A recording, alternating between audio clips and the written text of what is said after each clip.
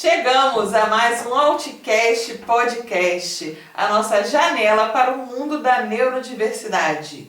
E eu aqui hoje eu estou bem florida aqui, estou com duas convidadas, mas antes de eu falar quem são, o que vieram fazer aqui, porque a gente hoje vai conversar pra caramba, vamos falar dos nossos patrocinadores, dos nossos amigos Outcast, aquelas pessoas que acreditaram na nossa ideia de levar a informação cada vez mais longe e chegar a mais famílias. Solta aí, Fred. Outcast Podcast, a nossa janela para o mundo da neurodiversidade. Um oferecimento, Oficina da Massa, a melhor pizza da região. CEF, Neuroterapias Interdisciplinar. CEP, Centro Especializado em Psicodiagnóstico. Priorize, Centro de Referência Médica e Neurodesenvolvimento. Itamed, Clínica Multidisciplinar. IRS, Serviços Elétricos e Hidráulicos em geral. Outcast Podcast, a nossa janela para o mundo da neurodiversidade. Então, como eu venho mostrar para vocês aqui, minhas convidadas maravilhosas, eu estou com duas fonoaudiólogas da Itamed, que é Micaele e Caroline. Nomes tão diferentes, não são? Ai, meu Deus!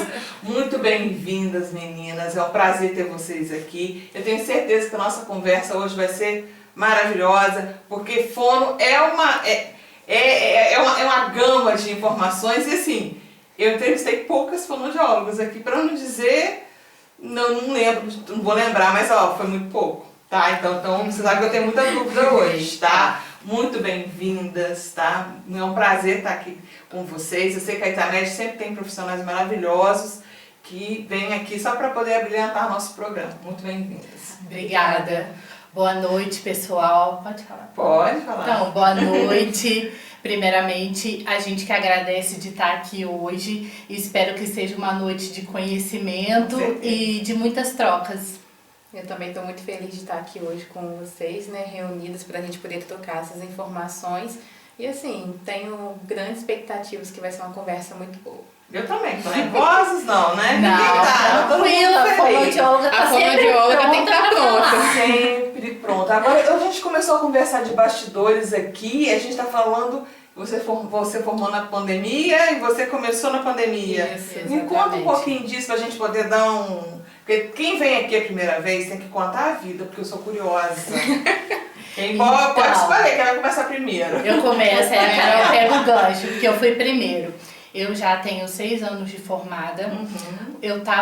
Quando eu estava no final da faculdade, que foi 2019, colei grau em 2020, em fevereiro, e em março nós tivemos o isolamento do Covid. Então pensei assim, meu Deus, agora que eu me formei, que eu preciso trabalhar, como que eu vou fazer? Tive que ficar em isolamento por um tempo, fiquei em casa, mas mesmo assim montei o meu currículo e já fui enviando para vários locais. E nesse tempo que eu estava em casa, em isolamento, continuei estudando e foi que uma empresa me chamou a primeira vez. Aí eu fui em junho, julho e não parei mais, graças a Deus. Que bom, que ótimo. Sim. E você estava começando, né? No momento que ela se formou, eu comecei. Mas assim, caí meio de paraquedas, né? Porque eu fiz 1 ano e meio de engenharia de produção. E por que trocou? Não vou nem perguntar por que trocou, não, porque eu te entendo. Porque engenharia de produção... Na verdade, eu comecei a entender um pouco mais do trabalho na fono no hospital. Olha. Porque na pandemia, né, que eu comecei a minha faculdade, antes de eu começar, porque eu comecei no 2º período, eu entrei no hospital para trabalhar lá. E eu tive acesso, assim, aos prontuários, aí eu ficava olhando, tipo assim, as evoluções da fono, aí eu acho que eu gosto disso. Comecei a pesquisar e nesse meio tempo eu parei a engenharia por conta do medo de como seria esse EAD, né, essa toda insegurança. E assim, foi um susto muito grande pra gente que nós levamos. Então, eu pensei, por que não, né? Aí na época a coordenadora era a Carol. Sim, também foi minha coordenadora durante todo o tempo que eu entrei. Ela me ajudou muito, ela moveu céus e terra para mim poder começar a fono. Que bom. E me formei em 2024. Larguei o meu serviço no hospital e fiquei assim por conta de estagiar, né? Onde eu recebi minha primeira oportunidade e desde então estou trabalhando na área. Engraçado que falando em estagiar, eu estagiei onde é hoje a clínica Itamed, que era o Cassi. A gente começou Estagiava no Mas Cassi vocês- e também trabalhei no Centrinho. Mas, então dividia. mas você começou já lidando com crianças neurodivergentes ou você trabalhava... Porque a fono ela vai em várias frentes, Várias né? frentes. Não necessariamente só com crianças ou... então, você já começou direto... Então, quando eu já estava no segundo ano de fono, eu não trabalhava ainda e surgiu essa oportunidade de fazer um trabalho que era dentro dessa área já de neurodivergentes, que era com crianças atípicas lá no Centrinho, que tinha segunda, quarta e sexta. Então ali foi meu gancho. Aí eu já entrei, já fui ficando na área de linguagem, fui não saio mais. Então foi bom. Foi. Olha, eu falo que a fono de linguagem, depois que entra, não sai. Não é sai. muito difícil, É. muito difícil. É porque a gente sabe que às vezes você pensa você está na faculdade, você pensa em fazer... Eu pensava 1000 coisas quando eu estava na faculdade. E hoje, assim, trabalho assim, dentro de mais ou menos do que eu gostaria de fazer. Mas você tem outra vez, de repente, aquele caminho que você escolheu, ele te expulsa para outro e você descobre que a sua vocação estava em outro lugar. É verdade. Né? E nesse ponto a pandemia, de certa forma, até ajudou, né? Porque aí fez com que você tivesse mais tempo para pensar, para se direcionar. Como eu formei no técnico no IF, em administração, eu achava que eu deveria seguir essa carreira. Porque a maioria... Então Mas justifica, nada a ver a minha área, tá? engenharia de produção. A maioria dos meus professores eram. Então, assim, eu falei, por que não? E os meus pais sempre me apoiaram em tudo que eu faço. Então, assim, eu quero fazer isso, eles me abraçavam. Aí eu entrei, só que eu falei, eu não tô me achando nisso, eu preciso de alguma coisa que me encante. E quando eu entrei na fono, eu vi que era realmente isso que eu queria fazer. Às vezes eu sempre quis direito, mas antes eu já quis várias coisas. Né? Quando você é nova, né, eu fiz administração, por isso que eu falei engenharia de produção, porque tem uma rixazinha entre engenheiros de produção e administradores. Tem isso aí. É por isso que eu falei assim, eu sei porque você trocou. Tem isso ainda. Porque é a mesma coisa, é uma rixa boba, sabe, de administração, mas quem é do ramo sabe que tem essa treta, vamos dizer assim. Então eu falei, por isso que eu te entendi, tá? Mas é muito bom a gente trabalhar com o que gosta, porque aí a gente busca fazer com mais excelência, né? A pessoa tem uma frase, eu não gosto dessa frase não, mas tem alguém que fala assim, quem faz o que gosta não trabalha, se diverte. Não, trabalha sim, e muito. Só que é muita muito responsabilidade. melhor. Só que é muito melhor você fazer o que gosta, mas você trabalha muito, não tem negócio de se Trabalha. divertir, não. É trabalho. Tá sempre brincando, mas Sempre trabalhando. brincando. É sempre aquilo que você tá brincando. Menina, não é? Ó, a gente só pensa nisso, hein? Agora vamos falar, né? Vamos falar do nosso tema aqui, né? Que vocês trabalham lá na Itamed. Assim, a gente sempre se pergunta, porque a fonoaudiologia, ela, como eu falei, ela aborda várias frentes. Né? Lá vocês trabalham com a linguagem, né? Traduzam para mim. Como que é o trabalho de vocês lá? Então, vou falar um pouco da minha agenda. A minha agenda atualmente lá consiste, na maior parte, em linguagem. Eu tenho muitas criancinhas de 2 anos até 5 anos que são mesmo desenvolvimento de linguagem. O que aí você pergunta, o que é a linguagem? Todo mundo quer saber. Linguagem é a forma como a gente vai se comunicar com o meio, a nossa forma. Tanto que a gente tem 2 tipos de linguagem, que é a expressiva e a compreensiva. Então, quando eu preciso adquirir a compreensiva. Então, eu preciso compreender a mensagem que você está me passando.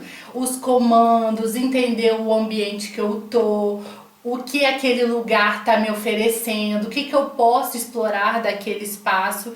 E depois da compreensiva, a gente vem para expressiva, que é o nosso meio de se comunicar verbalmente, ou pode ser não verbal também, que não tem problema. Mas alguma coisa. E é importante ressaltar que a linguagem ela é diferente da fala, porque muitas pessoas confundem muito estimulação de linguagem e estimulação de fala, né? A linguagem, ela é exatamente isso que a Micaele falou, mas a fala, ela é, né, o desenvolvimento, né, de tudo aquilo que o seu cérebro processou e ele vai, né, emitir. Ele passa ali, né, faz todo aquele processo nas suas pregas vocais e depois você emite um som. Esse som desenvolvido é a fala, que é diferente da linguagem, mas para você adquirir esse processo de fala, você tem que ter a hierarquia da linguagem bem estabelecida. É importante mesmo. E como, assim, a gente... já vou direto ao ponto já, porque é isso que eles querem saber. Como que a gente detecta isso, por exemplo, eu estou com meu filho pequenininho, e quais são os marcos, quais são os indícios que ele vai precisar de um atendimento fonoaudiológico, como que eu percebo isso? Olha, primeiro ele começa pelo contato visual, né? Que é uma das coisas mais importantes. A gente fala que nós temos uma hierarquia da linguagem. Então, assim, para você chegar à parte de fala, você tem que desenvolver várias habilidades antes para você poder, né, de fato, se comunicar. Então, assim, o primeiro é o contato visual. Tem que ter. A criança, ela precisa enxergar o mundo, ela precisa enxergar a forma de como você, né, movimenta o seu rosto, né? Os movimentos da sua boca quando você vai falar alguma coisa. Ela precisa olhar as suas expressões para poder começar a entender também quais são os sentimentos, né? Sim. Então, se eu estou muito empolgada, se eu estou triste, se eu estou com raiva. Então, tudo isso ela precisa, né, adquirir com o contato visual. E depois desse contato visual, ela vai começar a fazer algumas imitações. Tanto imitações gestuais quanto imitações verbais, que são as onomatopeias, os sons mais simples, né, as palavras mais simples do dar, que são as primeiras, papai, mamãe, que a gente ficou toda hora, né? Não, quem é pai e mãe conhece, sabe que a primeira... Eles ficam nessa guerra, tipo assim, vai falar papai, eu vou te vai falar, falar eu tive mamãe. sorte. Todos os dois foi mamãe. Todos os dois foi mamãe, mas porque eu ficava ali também 24 horas e eu ficava assim, vem com a mamãe, vem com a mamãe. Provoquei, gente, provoquei, não foi à toa não. A linguagem realmente é bem complexa. Mas assim, o que se espera de cada etapa? Por exemplo, o bebê, a gente sabe que ele vai balbuciar, a partir de que momento que isso, né, que isso passa a ser um questionamento quando não acontece? Então, você tem que ficar atento desde os primeiros meses. Começa lá na amamentação. Quando o seu bebê está amamentando no seu seio, ele faz contato visual com você. Ele olha para você quando você está amamentando, quando você conversa com ele. E dali a gente já vai observando sinais. É um bebê que durante a mamada olha para você. Depois é um bebê que quando está trocando a fralda, ele também está fazendo movimentos com as mãos e está percebendo o som da sua fala, ele está te olhando, ele está procurando a sua voz, está virando a cabecinha lá. Desde esses primeiros momentos você já pode observar e ir acompanhando. Aí a gente tem aquela frase clichê que fala assim, mas cada criança desenvolve no seu tempo. Gente, pelo amor de Deus, não acreditem nisso. Sigam o plano de desenvolvimento infantil. Se a criança não está acompanhando naquele mês o que precisa ser feito, se ela não está conseguindo desenvolver, procura ajuda. Não espera. Eu vou te falar assim, eu fui mãe velha, né? Minha primeira filha nasceu, eu estava com 37 anos, então já era velha, eu era praticamente avó. Aí quando veio aquela academia... Não fala não que eu vou fazer 30.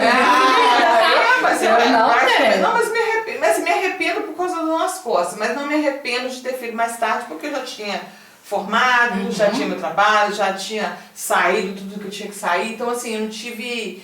eu estava desapegada, estava preparada para aquele momento. Então, eu tinha aquela cadernetinha, né, de vacinação, e lá, ali vem aquilo. Eu li aquilo de cabo a rabo. E eu ficava assim, sorriso social, tem que ter sorriso social. Aí eu ia lá e cutucava a menina para ter sorriso social. Aí eu ficava vigiando aquilo e tal. Já no segundo filho, eu já sabia como que era. Mas ele me assustou demais. Por quê? Você sabe, quando o bebê é muito, muito novinho, né, a gente fala que a linguagem é tudo, né? Toda nossa, é todo gestual, como vocês disseram aí. Então, a partir do momento que ele nasceu, ele já começa a dar sinais de linguagem ainda que seja uma Com coisa certeza. sutil, porque é um bebezinho. Eu E mãe lembro- de segunda viagem percebe muito mais que de Percebe primeira. muito mais que de primeira. Não, mas eu que não sabia nem trocar uma fralda quando nasceu minha filha primeira, coitada. E tá? quando a gente Aquela lá foi experiência mesmo. E quando a gente sabe muito, a gente já começa a enxergar, às vezes, até coisa onde Coisa que não tem. deve. Exatamente. Eu vou chegar na coisa que não deve.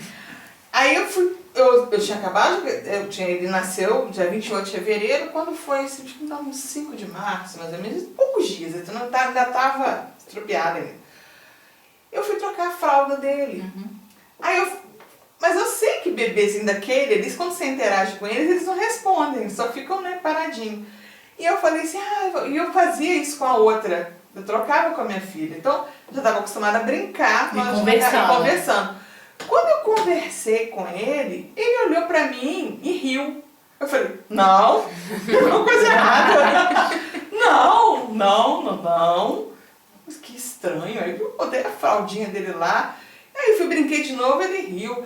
Aí meu pai ficava assim, eu lembro meu pai ficava em volta do berço, olhando assim. Aí ele ficava assim, ele olhava pra um, olhava pra outro. Aí eu falei, você nem tá enxergando direito, pai. Ele falou assim, mas ele tá olhando pra mim. E tá olhando pra lá. Aí ele ficava assim, ó. Porque ele fazia isso. Mas, lógico, eu não sei se ele tinha uma visão definida, só um vulto gigante e um vulto menorzinho. Mas ele fazia, ele tinha isso, era muito nele, muito precoce. De atitude, de coisas que ele fazia. Isso não é coisa que eu faço jeito, tô vendo coisa demais. Por causa daquela cadernetinha.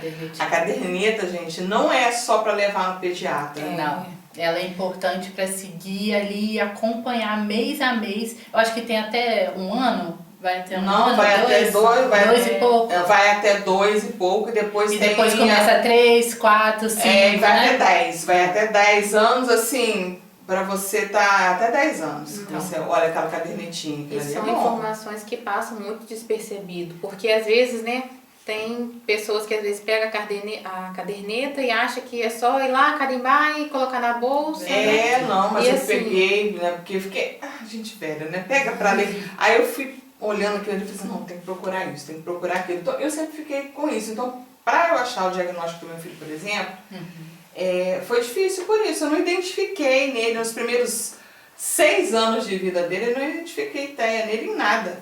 Tipo que tava mascarada. Não é que tava, mas vou te contextualizar. Tá. Ele, como te falei, sempre foi muito desenvolvido. Isso na minha percepção, tá? Tô falando aqui de coisas que eu vejo por comparação, assim, não que a outra foi bebezinha, normal que eu digo assim, foi aquela bebezinha que seguia direitinho. Ele não, já tinha uns negócios meio estranhos. Eu lembro, assim, de uma situação, ele tinha uns 4 meses, mais ou menos, a gente deixava ele no carrinho e a TV ficava ligada. E ele tava dando aquela fase das gargalhadas. E ele tava dando gargalhada, e eu achei que a minha filha estava fazendo cosquinha nele. Você Eu ia falei olhar. assim, não, tá fazendo cosquinha no menino. E na hora que eu saí da cozinha, que eu já vim pra dar aquele show, ele tava sozinho na sala. Mas ele tava assistindo a Turma da Mônica. Cada vez que a Mônica batia com O coelho. ele ria. Mas ele era muito bebê. E eu já ia brigar com a menina, achando que ela tava fazendo alguma coisa com ele, porque ela fazia dele de boneco, né? Ela fazia ele. Eu não julgo, eu fazia isso com meu irmão também. Eu lembro uma vez que ela botou um negócio ali e falou que ela ia dizer, não, mãe, ele é meu cachorrinho. Eu falei, não! O nome dele é Milhouse. Ai, Jesus. Ela tinha quantos anos? Ela tinha 4. Ah, Ela tinha 4 aninhos. Achava de Milhouse.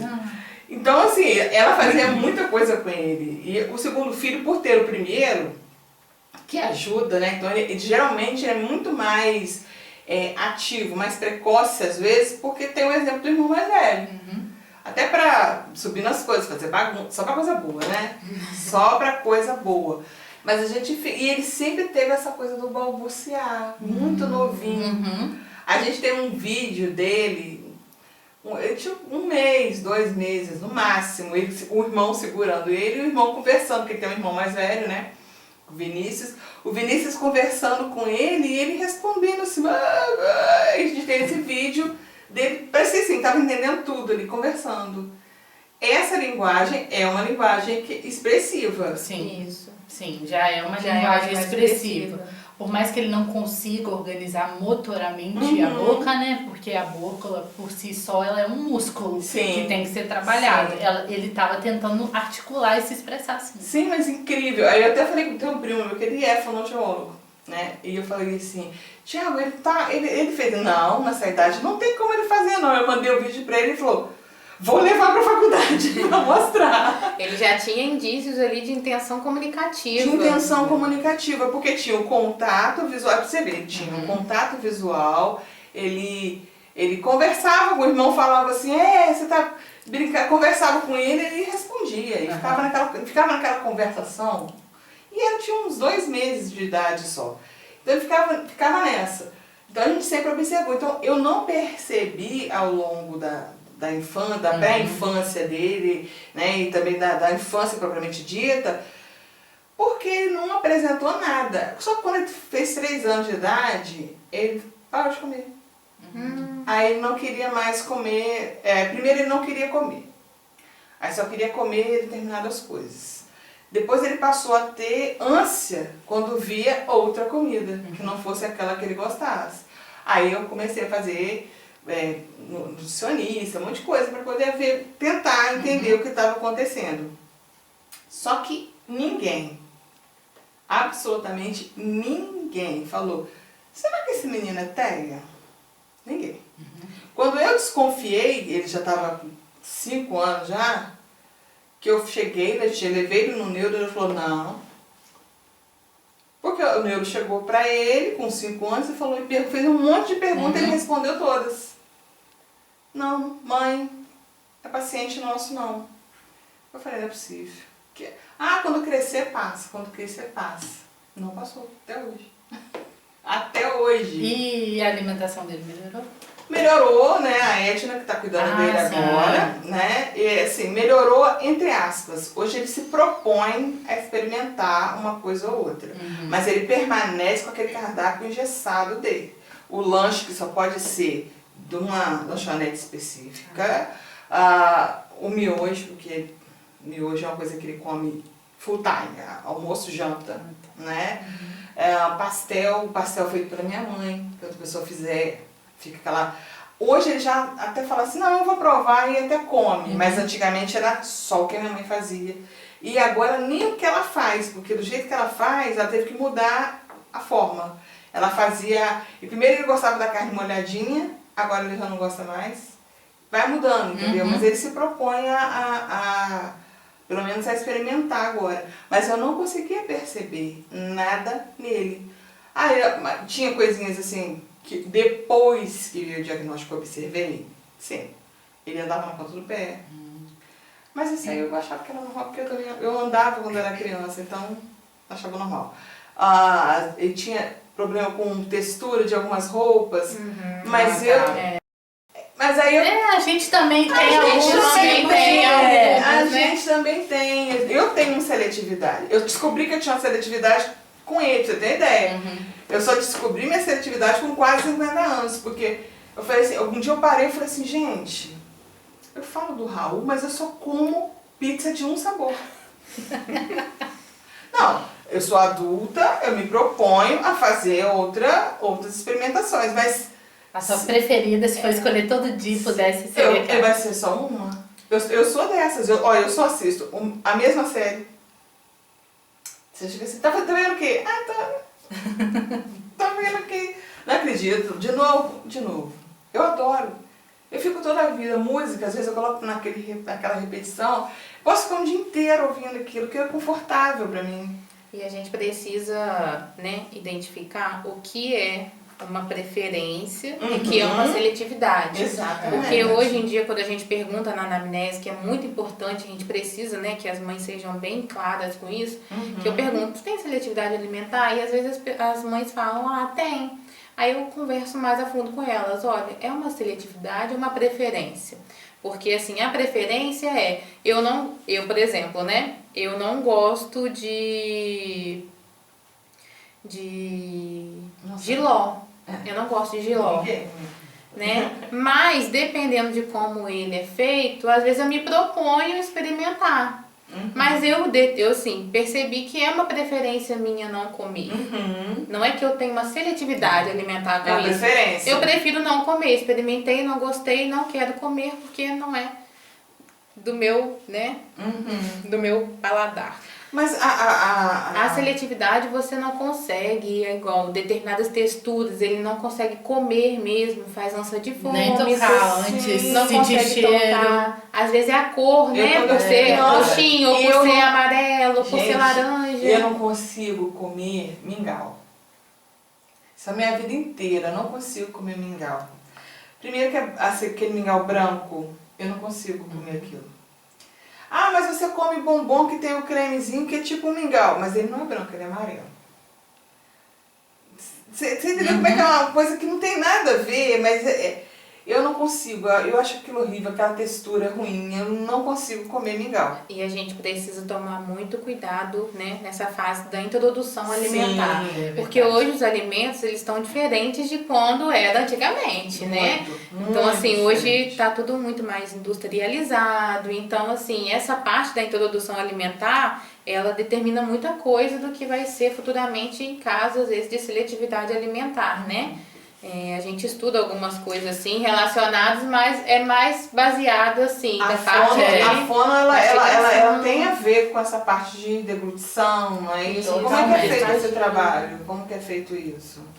A gente começa a avaliar desde bebê também, né? É verdade. Desde quando pergunta lá na amnese, tem intolerância, tipo a lactose, a glúten, tem seletividade alimentar, porque na fala também está relacionado a se alimentar, porque o fortalecimento dos lábios, da língua, da bochecha vem da mastigação, entendeu? Exatamente. Então a gente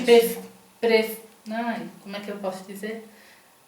A gente trabalha primeiro o alimentar desde pequeno com uma comidinha pastosa, para ela ir se acostumando a mastigar para depois chegar no sólido e a gente ter uma mastigação que auxilie na fala, a chegar lá na fala. E isso tem muito a ver, né? A questão, porque a gente, tudo no nosso corpo tem uma função. Tudo está conectado. Tudo está conectado. E se alguma coisa assim tiver fora do eixo, atrapalha todo o desenvolvimento. Eu assisti um vídeo esses dias, estava falando daquele jogador Vini Júnior. Gente, eu não aguento ver ele. Pelo amor de Deus, aquela boca dele. Então, aí ela tava falando, ele cantando o hino nacional com a boca justamente aberta. disso. Que porque desde criança ele respirava pela boca. O respirar pela boca causou aquilo.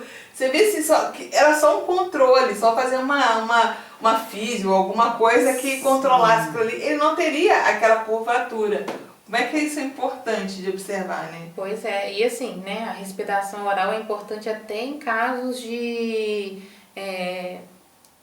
atenção, porque assim, a pessoa acha que, igual teve um caso, né, de um paciente que me mandaram um vídeo dele, uma outra terapeuta me mandou um vídeo dele, e ele assim, respirando oral com muito ruído, e ele é um paciente extremamente agitado, extremamente assim, hiperativo, ele é muito desatento, ele tem essa dificuldade de atenção, e a respiração oral, ela não só atrapalha o desenvolvimento, né, da face e das outras funções que a gente faz, né, mas também nessa questão da atenção, porque a criança, você acha que ela está dormindo bem, mas não é uma qualidade de sono boa, então na escola ela vai ficar desatenta, ela vai ficar mais agitada, isso vai atrapalhar o desenvolvimento dela até mesmo na escola. Então tem casos, né, igual às vezes a gente acha que é um transtorno de déficit de atenção, mas às vezes, né, não é só uma criança é puramente respirador oral, não dorme direito, acorda a noite inteira, tem um sono agitado, não é um sono de qualidade, isso interfere no dia dela inteiro, desde quando ela acorda até a hora de dormir. A dificuldade total, só porque dormir de boca aberta. Só porque dormir de boca aberta. E é outra informação muito importante que às vezes a gente deixa passar na anamnese, né? Porque a gente pergunta, dorme com a boquinha aberta, e a mãe fala assim, às vezes, quando tá gripado. Mas assim, né, a gente precisa estudar o desenvolvimento como um todo. Às vezes tem umas perguntas que a gente faz que a mãe fica assim, meu Deus, será que é relevante ou não? Mas assim, tudo faz parte do desenvolvimento da criança. Sim, sim. Então a gente precisa, né, ser bem É como você disse, né? Às vezes você tem um déficit de atenção absurdo e na verdade não tem um transtorno, só mesmo a falta de ter dormido melhor por conta da respiração oral. E até a gente, né? Quando a gente acorda muito tempo à noite, quando a gente tá gripado, que às vezes a gente nem acaba dormindo. Não, já pensa num adulto gripado que não dorme bem. Não. Nossa. Não, gente, O dia é... Não, eu ronco. Não roncava. Mas com o tempo você vai perdendo a elasticidade das cordas e eu não sei o que aconteceu, que hoje eu tenho duas coisas comigo. Eu prendo isso aqui, que eu durmo assim. A TM faz pressão. Faço, mas eu ronco. Às vezes eu me pego fazendo pressão também, eu tenho que controlar. Eu não ronco de... Mas é de tensão. Parece que eu tô de boca aberta, de tão alto que às vezes fica. Mas eu tô de boca fechada. Eu não durmo de boca aberta porque se eu estiver gripada, nossa, eu acordo a noite inteira porque resseca. Aí você fica bebendo água. Não, tô o tempo todo. O meu filho Raul, por exemplo, a minha filha não na chupeta só pra tirar foto quando nasceu, porque ela não gostou, ela não pegou. Eu até queria, porque eu não tava nem aí pra isso, tá? Não espera. Tava nem aí, mas ela não quis. O Raul, ele pegou. Os primeiros meses ele ficava, botava pra dormir, era bom, porque... E eu insisti com ele, porque como a outra não pegou chupeta, meu peito era, né? Então eu ficava a noite inteira ali segurando aquilo e era assim, via as alvoradas acontecendo e eu ali acordada com ela me fazendo de chupeta. Aí com o menino eu insisti, ele ficou, só que aí ele largou quando ele ficou resfriado. O peito. Não, a chupeta. Ah, tá. Porque entre respirar e a chupeta ele largou sozinho. Aí não quis mais. Essa foi fácil tirar então, né? Eu dei sorte, eu dei muita sorte, porque para eles, tanto no desfraude dos dois, o Raul tinha um pouquinho mais de dificuldade por conta, ele sempre foi muito ressecado. Então, quando ele teve o desfraude dele, eu consegui assim, toda vez que ele ia fazer o número 2, ele tinha que botar a fralda. E ele às vezes não fazia, ficava segurando, até aquilo ficar de uma forma que ficar insuportável para ele. Ele fazia isso, estava brincando e não queria parar. Mas a chupeta interfere. Nossa, muita Na coisa. cavidade oral toda. Na fala, na mastigação, na respiração. E se tratando de crianças neurodivergentes, fica pior com a chupeta? Eu acho que fica assim na mesma coisa. Mesma coisa, exatamente. Porque, vamos pensar, né? Todo mundo tem a mesma estrutura oral. Sim. Então a chupeta vai estar ali travando uma dentição nova que está saindo, travando a respiração nasal, né? Porque ela pode acabar escapando entre as laterais, principalmente se for aquele bico redondo. Tem isso A também. postura de língua é diferente, Interfere, então verdade. interfere também na hora de mastigar, na hora de falar. Então, assim, em casos de crianças neurodivergentes, é mais difícil de você, né, durante o processo terapêutico, porque eles têm, né, um tempo deles, a gente tem que respeitar também, isso, tem um apego. Então, assim, uma criança maior, por exemplo, que não tem, né, nenhum laudo, às vezes a gente consegue fazer exercício de MO, a gente consegue trabalhar de forma mais, né, livre. Só que eles têm, às vezes, aquela questão da sensibilidade. Sim. Nossa, sensibilidade, assim, em geral é muito difícil, porque às vezes tem exercícios que você precisa estar usando algum Isso. instrumento, alguma coisa. E como é que é feito isso? Porque às vezes a criança necessita disso, mas ela tem essa restrição ao toque. Como é que vocês fazem? Então, eu gosto, assim, nessa parte, quando a criança tem muita alteração sensorial, principalmente na área oral, começar trabalhando com o TO. Porque o TO vai direcionar primeiro um toque nas mãos, depois um toque na pele, aí a gente vai subindo pro pescoço, pra bochecha, pro lado de fora, até a gente conseguir começar a inserir na cavidade oral, entendeu? Então é todo um processo que o TO já tá mais estruturado ali, né? Já é a área dele, consegue orientar a gente. Precisa de ter o comportamento ainda direcionado para você chegar ao tratamento Exatamente. E ele É faz muito toda essa complexo. integração Verdade, sensorial, né? verdade. É a famosa integração sensorial. Aí você já pensa também que o nutricionista tá logo conectado, todos estão eu conectados. tô- É um trabalho multidisciplinar. ensinar. É verdade. Quando eu comecei, já estou há mais de um ano com a Edna, né? O Raul, que ela está atendendo o Raul. E ela, assim, a neuro passou para ele, foi a psicoterapia e a terapia nutricional. Foi isso que ela passou. Só que depois ela falou na possibilidade de ter uma fono, porque ela achou que ele, às vezes, poderia não estar comendo, no começo, né? Que ele, às vezes, alguma coisa de não conseguir mastigar, de não conseguir... Né? Então, sempre assim, tem essa necessidade de olhar, porque o Raul é uma criança, assim, que nunca teve problema com dentição. Nem, a minha filha tem 14 anos, nunca teve uma cárie. Nunca teve, nenhum dos dois tem. E, assim... Se tiver que arrancar um dente, ele mesmo arranca. Nossa. E ele não para enquanto não arranca aquilo. Vai balançando até puxar. Aí teve uma vez que a gente estava dormindo, ele bateu na porta do quarto e falou assim, mãe, arranquei um dente. Era 1h da manhã. Eu falei, você tá acordando até agora tentando arrancar esse dente? Ele vai lá e arranca, ele mesmo que arranca todos os dentes. Só teve um que ficou travado, eu tive que levar no dentista. Aí foi tão engraçado que a dentista foi toda delicada, né, de não deixar que ele visse a seringa para anestesia, né. Aí ela colocou a mão, brincou com ele, falou assim, vai ter uma picadinha, que não sei o que, fez de uma forma lá e tal.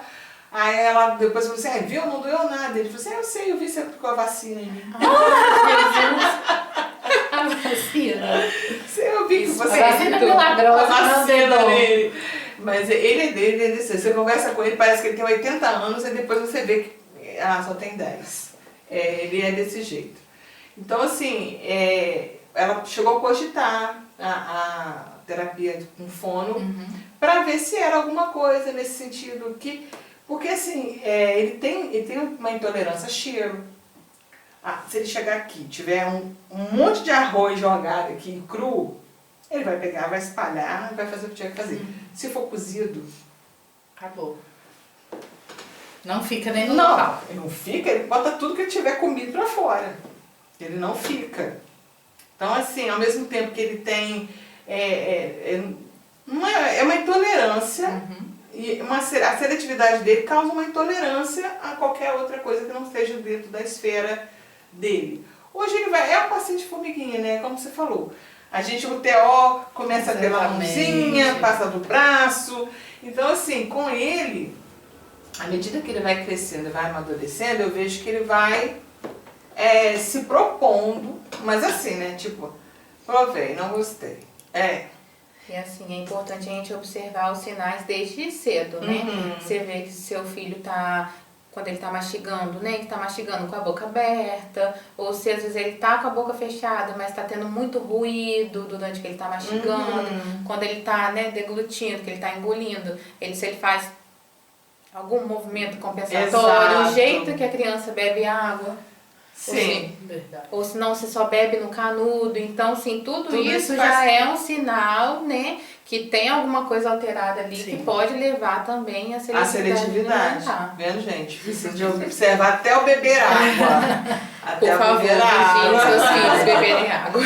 Não, é porque eu observo, né? E eles sempre, todos os dois, sempre mastigaram direitinho, mas de vez em quando, lógico, agora que tá ficando pré-adolescente, tá se achando, aí vem fazer umas faltas de educação, fica mastigando de boca aberta, você fala, fecha a boca, menina! Mas assim, ele desde pequenininho sempre mastigou, e eu achava que eu só gosto de comida pastosa. Eu só gosto de comida pastosa. Tem gente que tem preferência mesmo, né? Por aquela comida mais molhada. Nossa, eu amo. Falou que é comida molenga é comigo mesmo. Eu não gosto de coisas que... Fruta, por exemplo, maçã. Como. De vez em quando eu como, mas eu não gosto porque aquele croque dela me deixa louca, me deixa alucinada. Mas como, porque eu sou adulta e eu sei que preciso comer. Né? Eu sei que é bom para os dentes. Porque é como se fosse uma escovação. Eu li, eu gosto de saber dessas coisas. Mas eu gosto gosto de frutas mais moles, né? Caqui, banana, manga, coisa que seja bem... A manga foi uma superação para mim no ano passado, porque eu não comia a manga... Na mão. Não. Ah, tá. Aquela textura... Eu tinha que botar no prato, cortar com garfo e faca. Aquele caldo escorrendo, dando aquela agonia.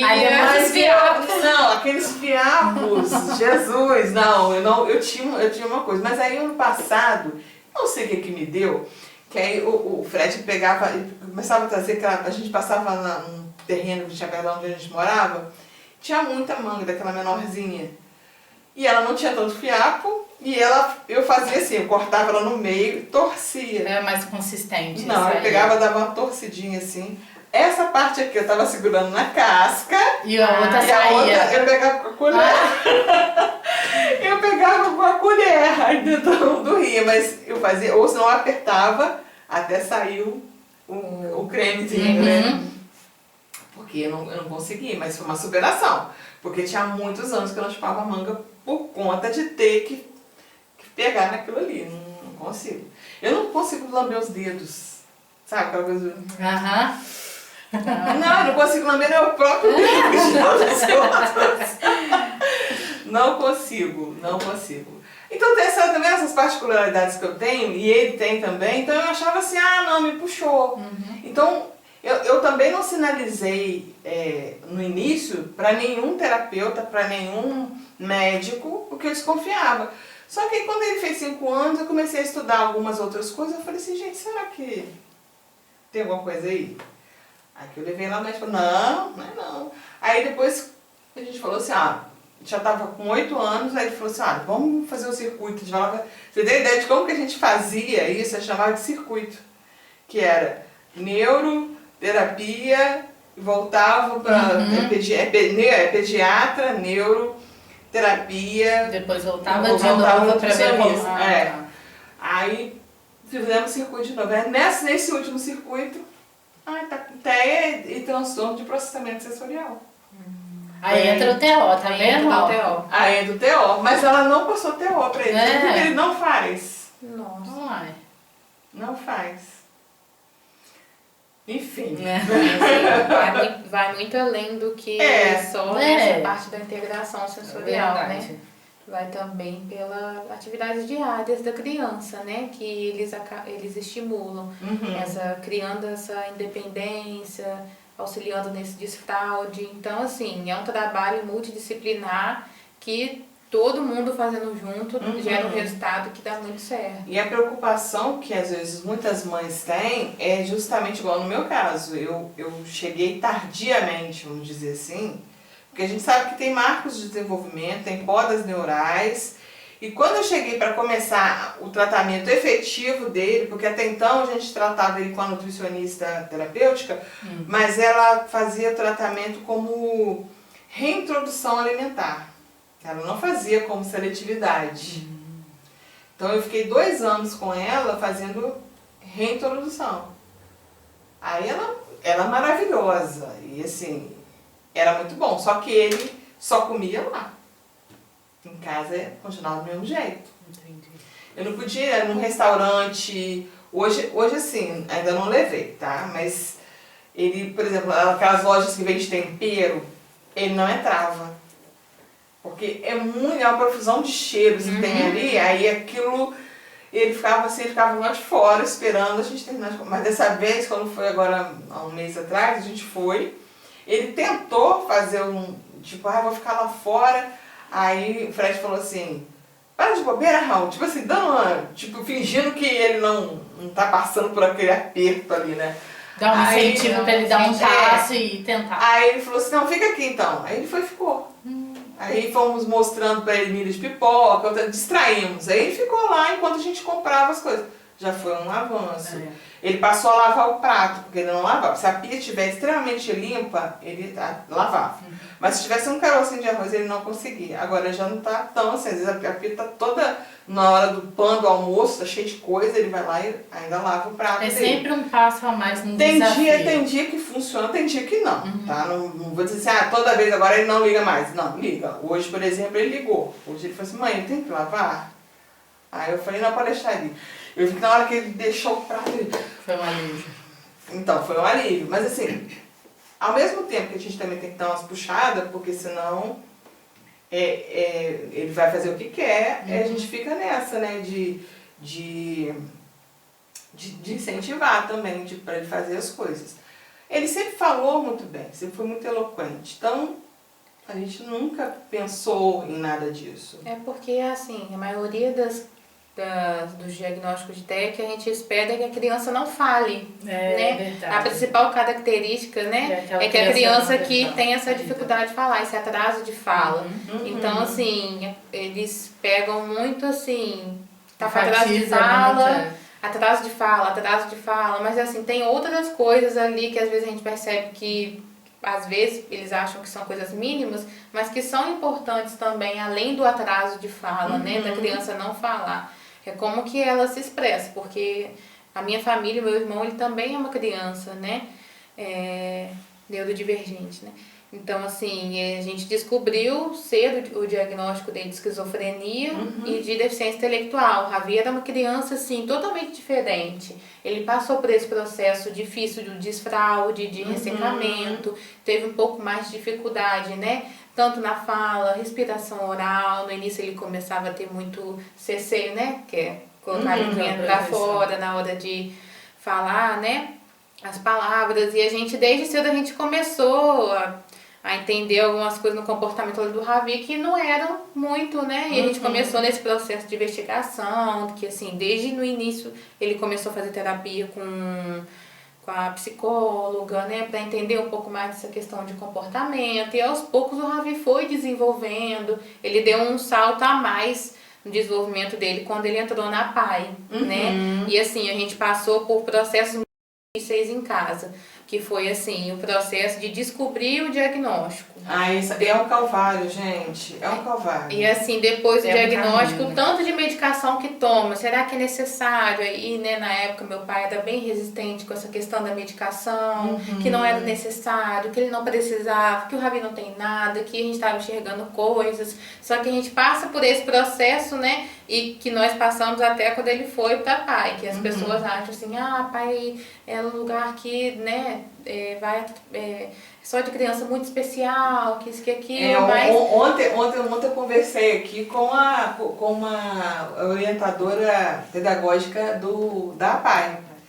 E a gente estava falando justamente sobre isso, sobre esse estigma que às vezes a pessoa tem de falar, olha, vamos para a APAE. Porque a APAE, às vezes, ela é mais direcionada de te dar um tratamento inicial que não quer dizer que você vai ficar lá para sempre. Às vezes é só o que você precisa ali para poder... De ter como base para ir para outro você lugar. se desenvolver e falar, olha, não, por causa disso agora eu consigo. Né? Porque a gente sabe que a terapia, né, apesar de ser um caminho de formiguinha, vai chegar um dado momento que aquela pessoa, ela supera. Se ela tem uma constância, ela vai superar. Então aquilo ali foi uma parte que ela teve que passar para se desenvolver lá na frente. E assim, o Ravi, a gente não estava observando que ele estava evoluindo, né, na escola regular, mesmo com a mediadora. Ele teve assim, mediadoras incríveis, ele teve professoras incríveis, só que claramente ali aquele ensino regular não estava fazendo sentido para o caso dele, né? E ele entrou na PAI, já tem uns 3 anos que ele está na PAI, né? Agora ele está no NEIP, porque ele fez 15 anos, né? Mas ele começou a ler. Antes ele pegava o livro, aí ele falava assim, Carol, deixa eu ler pra você. Aí ele pegava o livro, aí ele começou a falar o som das letras. K, R. Assim, lendo, né? Falando só o som das letras, aí depois ele começou a escrever o próprio nome, começou a escrever eu te amo, essas coisas mais simples, né? Começou a ler. Esses dias ele tava comigo na sala e eu perguntei pra ele assim, Ravi, o que tá escrito ali na televisão pra estimular ele, né? Aí ele falou assim, ao vivo. Aí eu falei assim, muito bem, aí o que tá escrito aqui nessa mensagem? Aí ele, coração. Né? Sempre vibrando muito a língua que ele tem, porque ele fica, essa característica marcada. Mas assim, ele desenvolveu habilidades junto com a terapia, ele fez terapia lá na Intermédia, né? Com o João, com a TO, que ajudaram muito nessa questão de desenvolvimento, que ele tinha muito receio de tomar banho, muita dificuldade no banho, né? E hoje ele já é aquela criança mais independente. Ele toma banho, ele já tá esquentando a própria comida, ele sabe fritar um ovo. E isso assim, a gente falou ontem sobre isso, sobre a funcionalidade, né? Autonomia. Ele desenvolveu muitas coisas na PAI, assim, a gente tem um coração todo grato por todo mundo de lá, sabe? Mas que lá é um trabalho excepcional. É um trabalho excepcional e assim, o NEIP é melhor ainda, porque assim, eles continuam bem firme esse trabalho que eles constroem lá no centro, né? Então, assim, a gente é muito grato pela PAI. Mesmo, e a gente que tem esses casos em casa, eu não tenho filho ainda, né? Também. Mas eu falo, que as crianças são meus filhos. É porque assim... O Ravi como se fosse um filho. É um filho. Pra mim, eu sempre falei, quando a gente começou o Outcast aqui, o Outcast foi porque quando a gente teve a noção, né, teve o diagnóstico, a gente falou assim, gente, eu não sei nada, a gente não sabia nada, eu estava patentando, aí o Fred, jornalista, falou assim, vamos fazer um podcast e tal. Então foi assim, uma ideia que a gente teve, mas é mais para aprender. Eu aprendi muito aqui. Porque cada vez que eu entrevista profissional, eu faço consulta, eu aproveito para poder... Lógico, eu vou lá e fico questionando e pergunto. Porque é uma forma de eu aprender. Porque, você imagina, eu passei 8 anos, né, sem saber nada sobre esse universo. Sabia se de ver, como você falou. Para a criança autista é aquela que não fala, né? Essa falsa verdade, né, que a gente acha que é só aquele, que o nível 1 ele não... o nível 1 nem parece, né? Então a gente só ficava pensando naquele que não fala, naquele que tem uma mais dificuldade, aquele que tem crise, aquele que desregula em locais públicos. Então a gente fica achando que o autista é só esse. Na verdade, não é. Então eu não tinha essa noção. Então eu fui aprendendo aqui, né? Conhecendo e, de novo, desculpa, ontem deu a mesma coisa. Eu tô ficando com a voz de locutora. Então, assim, a gente foi aprendendo aqui, foi entendendo. Pra você ter uma ideia, a primeira vez que eu ouvi falar de comunicação alternativa foi num curso que eu fiz no 2025. Eu não sabia que existia, porque é totalmente fora da minha bolha. Queria que você falasse um pouquinho de comunicação alternativa, que eu acho que é bacana, porque a gente sabe que a linguagem, né, é tudo. Mas às vezes nem todo mundo consegue chegar na fala. Sim. Né? Então, como é que a gente trabalha isso? Mas vamos pensar que antes de chegar na fala, a gente já está se comunicando também. Também. Então, comunicação aumentativa alternativa é uma forma de se comunicar que pode ser chegar a ser verbalmente ou pode ser não verbalmente. Aí a gente tem vários tipos de não verbal. A gente pode ter gestos, a gente pode ter expressões faciais e a gente também hoje tem o desenvolvimento de vários modelos de prancha e de métodos para se utilizar para chegar à linguagem. E a gente vai pensar na linguagem compreensiva primeiro, para depois na expressiva desse paciente. Né, Carol? Porque assim, quando a gente começa, né, a implementação da CA, ela precisa ter adquirido essas habilidades de linguagem compreensiva e expressiva. Sim. Mesmo que ela não se expresse de modo, né, verbal, ela precisa mostrar ali aquele sorriso responsivo, aquela gesticulação de que eu gosto, eu não gosto disso, então ela já se comunica dessa forma. Tanto com a parte de motricidade fina, né? Então, assim, ela precisa ter essas habilidades de pega, adquiridas, de apontar. Então, assim, são habilidades muito importantes para esse processo de implementação da CAA. E, assim, o modelo de prancha que você vai, né, começar a implementar no seu paciente, ele precisa ser escolhido de forma bem detalhada também. A gente tem vários métodos, né? Que tem o POD, a gente tem o PEX, que são os modelos de figura, né? E esses são os modelos que eu tenho que pegar e eu tenho que colar.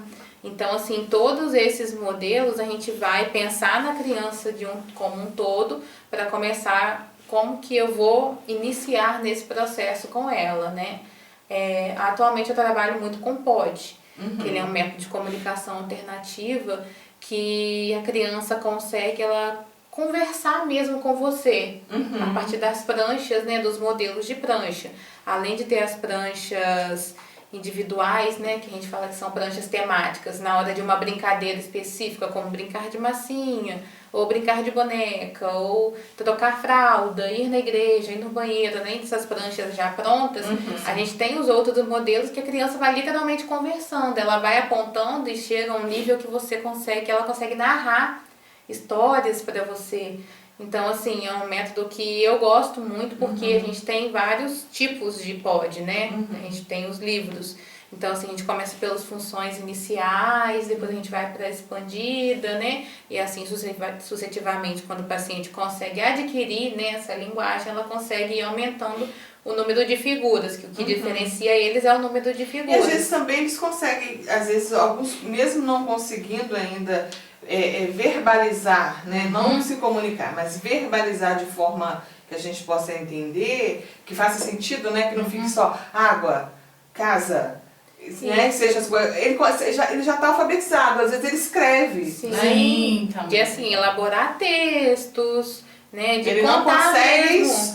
a parte de... Ou se organizar para verbalizar, mas ele consegue mostrar, escrever. Eu fui na escola, aí vamos É uma lá, construção de uma frase. É uma construção. Porque às vezes ele consegue fazer digitando, por exemplo. Já vi. Também tem métodos que trabalham esse de digitação. Tem o que a Carol falou, tem o PEX também. Tem como insights, tem como você montar uma prancha individual. Por exemplo, uma criança que vai começar a utilizar a comunicação alternativa. Primeira coisa que você tem que pensar, ela tem que passar por uma avaliação. Essa avaliação a gente precisa pensar nas 3 bases quando se tem uma criança fazendo acompanhamento. Escola, terapias e família. Os 3 precisam estar alinhados. E dentro desses 3 a gente vai fazer uma avaliação. Essa criança, como que ela se comunica, sem ser a prancha, né? Aonde que ela vai, os lugares que ela frequenta, como ela reage a situações, quais expressões ela já conhece, entendeu? Para saber qual o método mais exato que a gente pode começar a aplicar nela e ir desenvolvendo. E se é a alta tecnologia, né? Sim, o a gente tem tablet, ou se é a baixa tecnologia, que no caso é as pranchas, né? Às vezes plastificadas, as folhas. Então a gente tem que tomar cuidado até no que...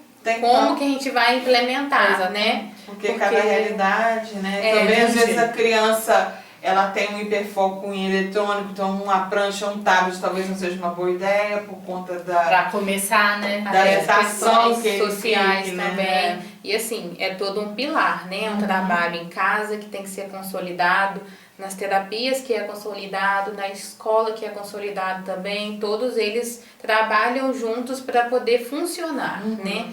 Porque a gente tem essa ansiedade terapêutica, né? Nós, como profissionais, a gente tem essa ansiedade terapêutica junto com a família. Porque a gente já começa a terapia entendendo o tempo, né? Que a gente tem, o que a gente precisa ser estimulado, mas a gente quer que a criança já se comunique. Sim, que já esteja pronta ali pra mostrar. Pra mostrar o que ela quer. É normal. E assim, tem crianças que são extremamente, assim... que tem comportamento de irritabilidade muito grande, que são agressivas, né? Justamente por essa dificuldade de se comunicar. A gente tem uma paciente em comum que a gente começou essa implementação com o POD e ela era uma criança, assim, muito irritada, ela era muito agressiva, ela não conseguia parar, não conseguia, né, fazer uma brincadeira simbólica ali sem apresentar um comportamento de irritabilidade. Quando a gente começou a trabalhar com elas bases, né? Da linguagem compreensiva, linguagem expressiva, né? Coordenação motora fina. A gente está conseguindo, né? Iniciamos esse processo de implementação e agora ela consegue se comunicar, né? Sim, mostrar pra gente o que quer, isso vai acalmando, né? Sim, também vai dando mais confiança para ela quando ela entra naquela sala. Vamos pensar assim. Entrei nessa sala aqui, como é que eu vou mostrar a minha tia o que eu quero? Ela quer que eu faça um negócio, eu não quero fazer, eu quero aquele outro. Então ela já vem para aquele ambiente irritada. Porque eu não gosto daqui, porque aqui ela não me entende o que eu quero fazer. E como que a gente media isso? Então agora ela chega calma, ela se sente segura com a gente, ela consegue, organizada e calma, mostrar o que ela quer. Isso é bom, isso é muito bom. E a gente tem muitos ganhos com isso. Porque é aquela coisa, né? Somos seres que se comunicam, né, o tempo todo. Então, a comunicação, não só a fala, né, o verbalizar, a comunicação por si só, nossa expressão corporal, nosso olhar. E às vezes pro autista o olhar, a expressão não quer dizer nada, né? Que ele às vezes não presta atenção, ele não tá vendo que ele não consegue identificar, às vezes, ou saber se você está irritada, se você está feliz. Para ele, às vezes, tem uma certa dificuldade para poder entender no outro. Isso, porque assim, às vezes você acha assim, ah, não, mas a minha criança olha o tempo todo pra mim, mas assim, ela olha pra você, ela enxerga o que você tá fazendo, ela entende. Exatamente. Ou ela só tem aquele olhar vago. Aquele olhar de tipo assim, tô olhando através de você. Isso, então assim, tudo isso é uma questão que a gente precisa tomar cuidado, a gente precisa prestar atenção de como o nosso filho apresenta, como filho, né? Nossa, já tô até... olha que atrás. Como o filho apresenta esse olhar, né? Porque muita gente acha assim, ele tá olhando pra mim, mas... É tipo, eu falei, o menino tava olhando pro avô e tava olhando pra mãe, você tava vendo? Não sei. Fica essa incógnita pro universo. E tem criança que acaba adquirindo a fala a partir do meio das figuras, né? Que ela começa ela começa a identificar. Ela começa a pronunciar as palavras. Então, assim, que ela aponta do que é mais, daqui a um tempo ela tá falando mais, ela começa essas palavras curtas, né? Então, assim, tem crianças que elas não conseguem adquirir essa parte de fala, né? Mas tem crianças que conseguem adquirir no desenvolver da modulação. Da maturidade, vão crescendo, vão criando mais estabilidade, não é isso? Exatamente. Meninas, a gente poderia ficar falando aqui a noite inteira sobre isso, né? E eu aqui dando meus pitacos, né? De quem só ficou assistindo.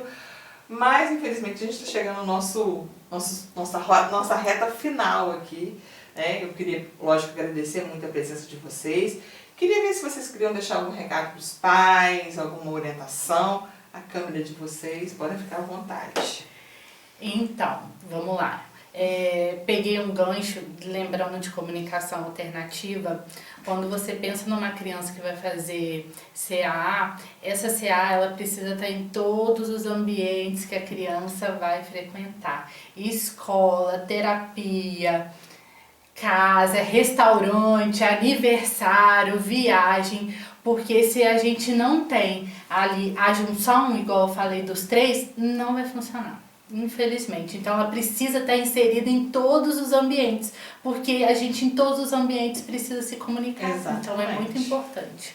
Então, assim, a gente pensando nisso, né?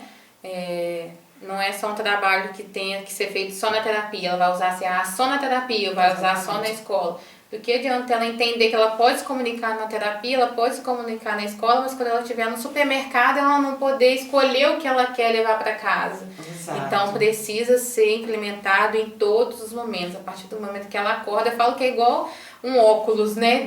A pessoa que tem miopia, ela não consegue enxergar quando tem um grau mais elevado, né? Ela não consegue enxergar sem o óculos, ela precisa do óculos de tudo. Então, a primeira coisa que ela faz no dia é pegar o óculos, né? E colocar no rosto para poder enxergar o mundo. Assim é a comunicação alternativa. Muito bom. Eu queria agradecer a presença de vocês aqui, dizer que foi muito bom, que eu gosto de conversar, às vezes eu gosto de contar as minhas coisas aqui, perguntar, e é muito bom a gente ter essa troca, essa conversa, e foi maravilhoso. Muito obrigada, Micaele, muito obrigada. Eu que agradeço. Carol. Ai, os íntimos Carol. Eu amo quando me chama Carol. Eu já tô íntima já. Olha, eu queria só agradecer mesmo, agradecer a médica, tem sempre profissionais maravilhosos que vêm aqui, né, nos prestigiar e nos ensinar. Muito obrigada. Obrigada a vocês. Para vocês, meus amigos, meus queridos que ficam sempre com a gente aqui até esse momento, né, da despedida. Peço que nos sigam nas nossas redes sociais, no Instagram, @outcastpodcast, no YouTube, outcastpodcast, e no nosso portal, né, que é o www.outcast.com.br, onde nós temos informação, temos artigos científicos. Já escreveram os seus artigos? Manda artigo pra cá, pra gente estar postando lá no nosso site, para as pessoas poderem conhecer um pouquinho sobre o trabalho de vocês, ou sobre algum tema que vocês quiserem comentar pra gente. Só escrever, mandar pro WhatsApp que a gente publica, tá bom? Um beijo pra todo mundo, até a próxima. Tchau. Tchau.